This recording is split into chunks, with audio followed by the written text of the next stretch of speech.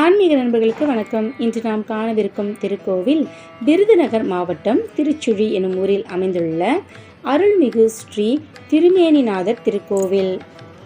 கோவிலின் மூலவர் திருமேனிநாதர், சுழிகேசர், பிரளய விடங்கர், தனுநாதர், மணங்கோலநாதர், கல்யாண சுந்தரர், புவனேஸ்வரர், பூமீஸ்வரர் என்று அழைக்கப்படுகிறார். தாயார் துணை மாலை அம்மை, சகாயவல்லி, சொர்ண மாலை, முத்து மாலையுமையால், மாணிக்க மாலை.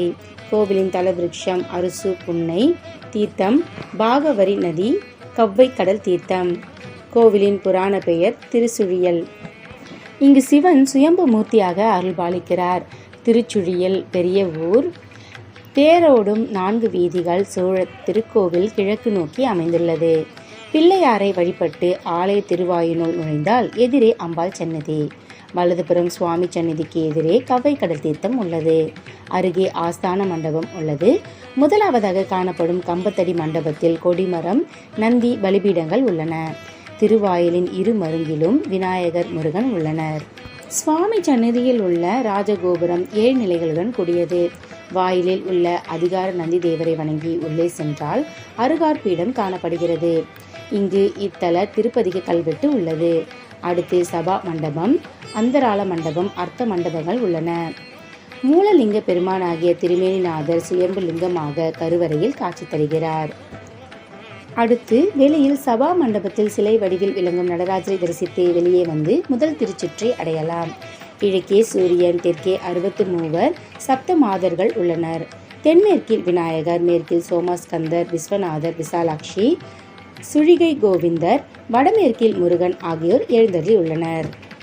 வடக்கே சண்டேசர் கோவில் உள்ளது. வடகிழக்கே நடராஜ பெருமானும், கிழக்கே காலபைரவர், சந்திரன் ஆகியோர் விளங்குகின்றனர்.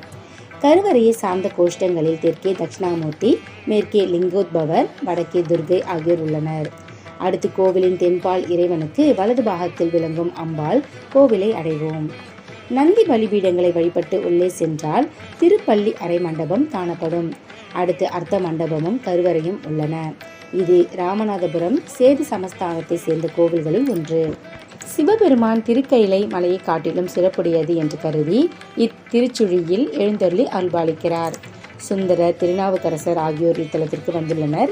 சுந்தரர் இத்தலத்திற்கு வந்து வழிபட்டு திருமடத்தில் தங்கியிருந்த பொழுது இறைவன் அவரது கனவில் கையில் பொற்செண்டும் திருமுடியில் சுழியையும் கொண்டு காலை பருவத்தினராய் காட்சி தந்தார் என்பது வரலாறு. திருமண கோலத்தில் இறைவன் விளங்குவதால் மக்கள் பலரும் கோயிலில் திருமணம் செய்து கொள்வதை சிறப்பாக கொண்டும் திருமணம் புரிந்து கொள்கின்றனர். சிவராத்திரி அன்று திருச்சுழியில் உள்ள சிவனை ஒரு வில்வ இலை கொண்டு அர்ச்சித்தால் அனைத்து தலங்களிலும் உறையும் இறைவனை 1000 வில்வ இலைகளால் அர்ச்சித்த பயனை தரும். திருச்சுழியில் நினைத்தாலும் பேசினாலும் கண்டாலும் சிவபதம் தரவல்ல தலம். அறிந்தோ அறியாமலோ மறந்தோ மறவாமலோ செய்த பாவம் திருச்சுழியலை அடைந்தால் புயல் காற்றில் அகப்பட்ட பஞ்சு போல் ஆகிவிடும். இத்தலத்தில் செய்யும் தான தர்மங்கள், வேள்விகள் ஆகியவற்றின் பயன் ஏனைய தலங்களில் செய்யும் பயனை விட மிகுதியாகும். இக்கோவிலின் வேறு பெயர்கள் வயலூர், முத்திபுரம், ஆவர்த்தபுரம், சூலபுரம், அரசவனம், சுழிகை, சுழிகாபுரி. அம்பாள் துணைமாலை நாயகி மதுரை மீனாட்சி அம்மனை போலவே காட்சி தருகிறார். எல்லா இடங்களிலும் செய்த பாவங்கள் இத்தலத்தில் நீங்கும். ஆனால் இந்த ஊரில் செய்த பாவம் இங்கு தீர்வதின்றி வேறெங்கும் தீராது.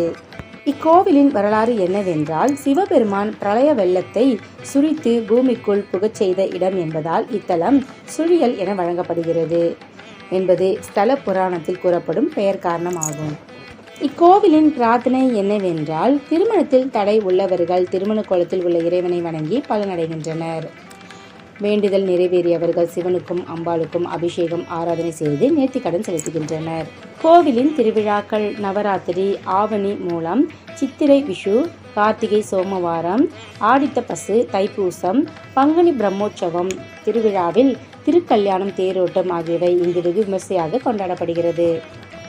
சிவனின் தேவார பாடல் பெற்ற 274 சிவாலயங்களில் இது 202வது தேவார தலமாகும்.